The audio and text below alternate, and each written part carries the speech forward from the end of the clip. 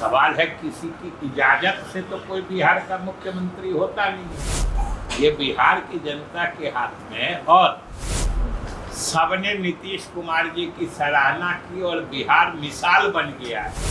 तो यहाँ के विरोधी कुछ बेचैनी में है कि अगला 5 साल तो फिर सुनिश्चित ही है।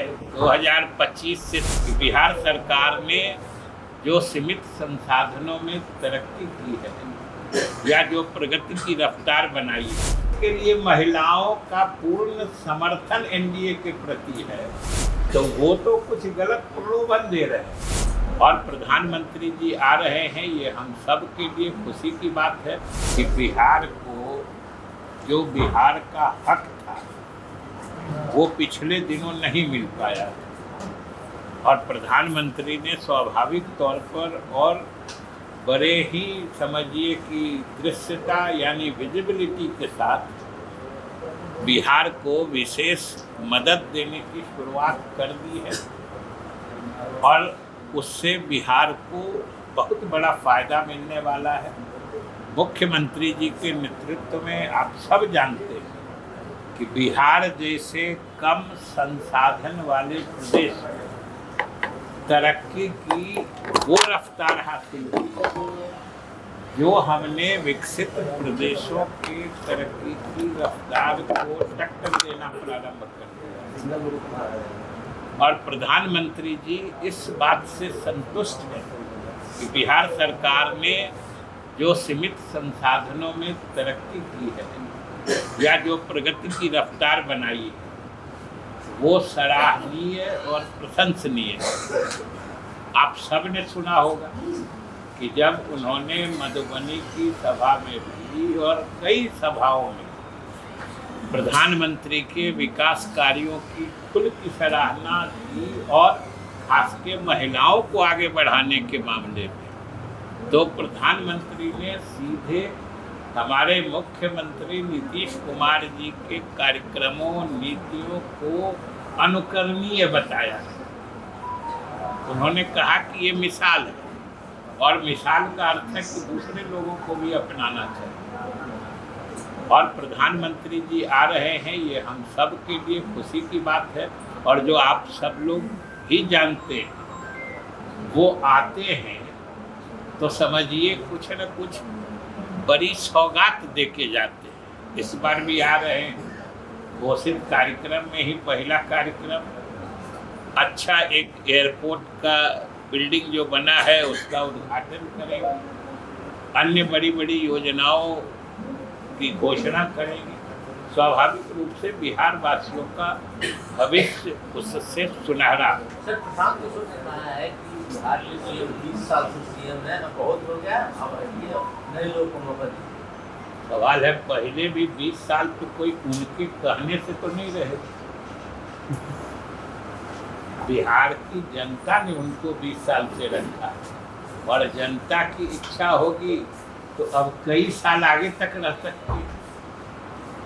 सवाल है किसी की इजाजत से तो कोई बिहार का मुख्यमंत्री होता नहीं है और न किसी एक व्यक्ति को ये अधिकार है कि किसी के मुख्यमंत्री रहने की सीमा कोई तय कर दे। ये बिहार की जनता के हाथ में, और अभी तक के जो इम्कान हैं यानी जो हालात नज़र आ रहे हैं, जो सूचनाएं हैं, जैसी संभावना बन रही है कि अगला 5 साल तो फिर सुनिश्चित ही है 2025 से 30 का।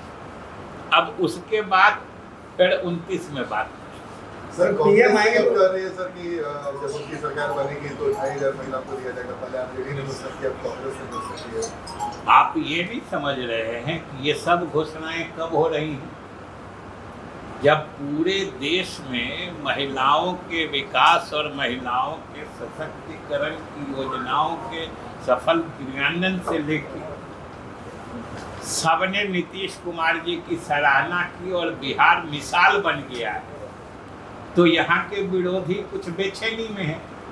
उनको लग रहा है कि महिलाओं की संख्या तो आती है और महिलाएं स्वाभाविक रूप से एनडीए बिहार में नीतीश कुमार की उपलब्धियों से और देश में प्रधानमंत्री का जो समर्थन उनको मिला है आगे बढ़ाने के लिए, इसके लिए महिलाओं का पूर्ण समर्थन एनडीए के प्रति है, तो वो तो कुछ गलत प्रलोभन दे रहे हैं और प्रलोभन देने की गुंजाइश इस तरह के राजनीतिक माहौल में नहीं होती है।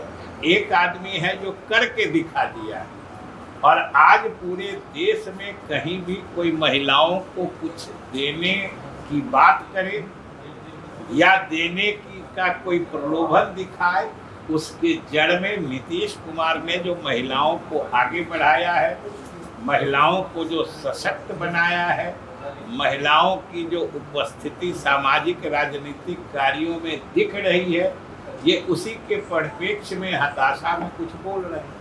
प्रधानमंत्री रोड शो करें, उसमें मुख्यमंत्री भी जाएंगे, तो ये तो उस समय बैठ के बात करेंगे। सर नीति आयोग में जो जेडीयू मीटिंग बैठी थी वहाँ पे, तो नीति आयोग की बैठक में बिहार की तरफ से क्या कुछ चर्चा गया? नीति आयोग की बैठक में तो जो बिहार का शुरू से मानना है कि एक तो पैसा जो मैंने केंद्रीय करों में केंद्र और राज्य का हिस्सा बंटता है और फिर जो राज्य का हिस्सा मिलता है उसमें अलग अलग राज्यों का कितना हिस्सा उसमें बनता है, इसके जो पैमाने हैं, जो पैरामीटर्स, उसमें हम लोग शुरू से संशोधन चाहते हैं। अभी भी जैसे कि बात हुई थी वित्त मंत्री जो उप मुख्यमंत्री भी, उन्होंने भी रखा है कि जैसे अब वन क्षेत्र या हरित आच्छादन जिसको ग्रीन कवरेज बोलते हैं, अगर उसके बारे में वेटेज देना है, जैसे उसमें है कि जो लोग जितना ग्रीनरी बढ़ाएंगे उनको उतना अधिक उसका अंक मिलेगा, मैंने उनका अधिक हिस्सा बढ़ेगा। तो हम लोगों का कहना है कि अभी वर्तमान में किस प्रदेश का आच्छादन कितना है। शुरू में जब झारखंड अलग हुआ तो सिर्फ 9% के करीब, अभी 15 से ऊपर चला गया। तो हम लोग इतने तेजी से हरित आवरण बढ़ा रहे हैं और किसी के प्रदेश में अगर 30% हरित आवरण था, अब वो घट के 25 हो गया है, तो देखने में तो 15 से 25 ज़्यादा लग रहा है, लेकिन वास्तविक स्थिति क्या है? किसी प्रदेश में हरित आवरण घट रहा है, किसी प्रदेश में बढ़ रहा है। तो हम लोग की मांग रहती है कि हमेशा जो बढ़ा रहा है उसको आप पुरस्कृत करिए। केवल अभी कितना है वो देखने से पिक्चर सही पिक्चर नहीं इमर्ज होता है। ये हम लोग की मांग रही है। इसी तरीके से और अब उनको क्यों लगता है, तो अब उनको क्या लगता है, क्यों लगता है, उन्हीं से पूछ लीजिए। हमको तो पूछिए जो हमको क्या लगता है। सच टॉक का ये वीडियो आप लोगों को कैसा लगा कमेंट करके जरूर बताएं। साथ ही साथ अपने दोस्तों से शेयर करना इस वीडियो को ना भूलें और हमारा 25 लाख का परिवार फेसबुक पे है, फॉलो बटन पे क्लिक करके जो है आप उससे जुड़ सकते हैं। यूट्यूब पे भी लगभग 25 लाख का परिवार है हमारा, उस पर भी जो है सब्सक्राइब बटन पे क्लिक करके आप जुड़ सकते हैं। साथ ही साथ इंस्टाग्राम और ट्विटर पे भी जो है आप फॉलो करना ना भूलें, तब जाके जो है आपको वीडियो का नोटिफिकेशन सबसे पहले मिलेगा। जय हिंद।